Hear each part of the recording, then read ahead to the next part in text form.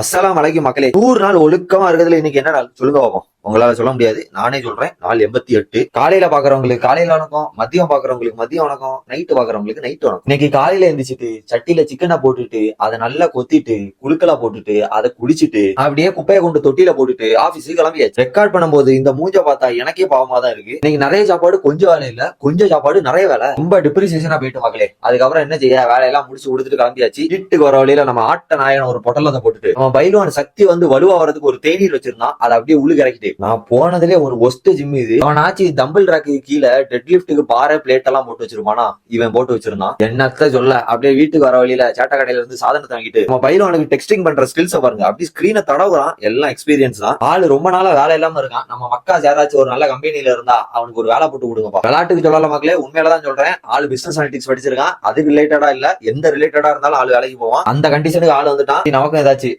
வரட்டா ஒழுக்க முக்கிய மக்களே.